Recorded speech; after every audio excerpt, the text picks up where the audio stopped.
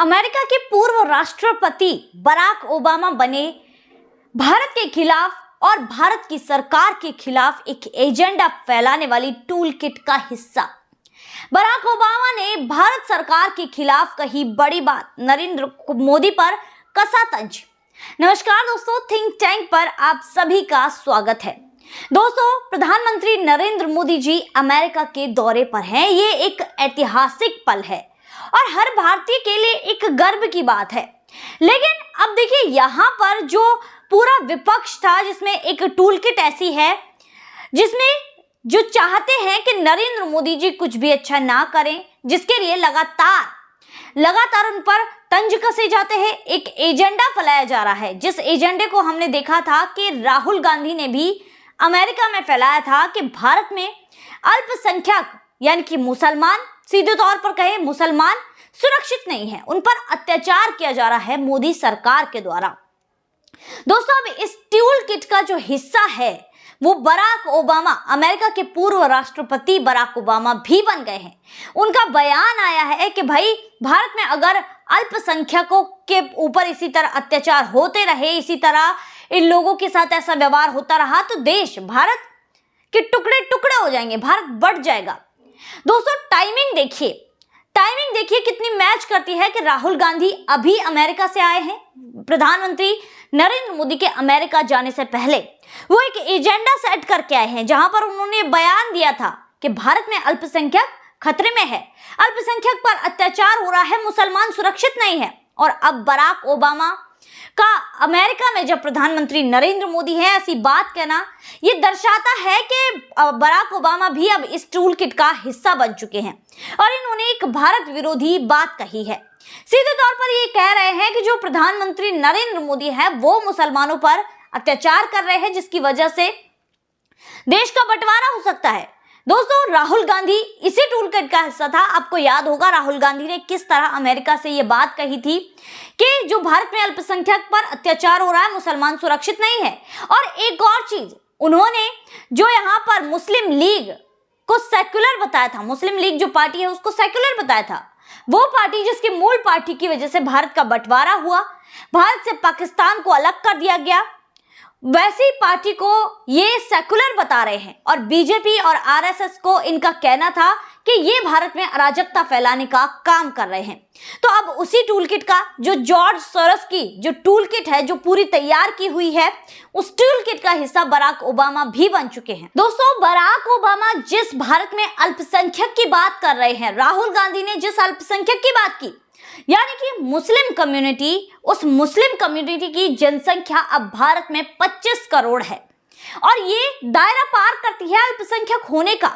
फिर भी ये लोग एक राग अलापते रहते हैं कि भाई, मुसलमान तो भारत में अल्पसंख्यक है, अल्पसंख्यक पर अत्याचार हो रहा है।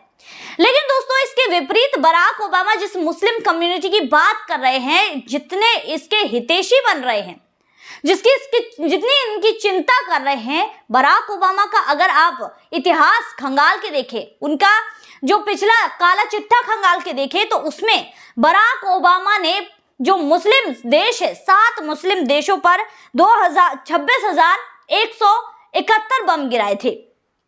दोस्तों, साल 2016 में बराक ओबामा ने जो सीरिया पर 12,192 बम गिराए थे, इराक पर 12,095 बम गिराए थे। बहुत बड़ा अमाउंट है, जिसमें काफी संख्या में जो है लोग मरे थे। वहीं दूसरी तरफ अफगानिस्तान में 1,337 बम गिराए गए थे। वहीं दूसरी तरफ आपको बताऊं, यहाँ पर जो 582 लोगों की इसमें मौत हो गई थी जब अफगानिस्तान में ये सारे जो बम गिराए गए थे यहाँ पर।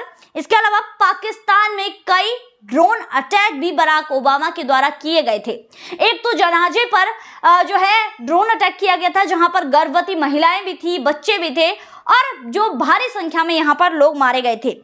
लीबिया में 496 बम गिराए गए थे, बरसाए गए थे और यमन में जो है 35 बम बरसाए गए थे और इसके अलावा सोमालिया में 14 बम बरसाए गए थे। ये सभी की सभी मुस्लिम कंट्रीज हैं। बराक ओबामा ने इतने यहाँ पर बम बरसाए थे, दरअसल ये दिखाना चाहते थे लोगों के सामने, क्योंकि ये उस समय पर अमेरिका के राष्ट्रपति थे, ये दिखाना चाहते थे। उस समय पर आपको याद होगा एक चीज चल रही थी कि मुसलमानों के बारे में, जिसमें ये सारी चीजें बताई जा रही थी। ये बताना चाहते थे बराक ओबामा कि ये सभी की तरह एक समान व्यवहार करते हैं, ये मुस्लिमों को ज्यादा नहीं मानते, या फिर इस तरह की सारी जो एक एजेंडा था कि मैं सभी के लिए समान हूं, मैं राष्ट्रपति हूं, सभी को एक नजरिए से देखता हूं, उसी एजेंडे को सेट करने के लिए इन्होंने यहाँ पर इन जो है देशों पर बम बरसाए थे।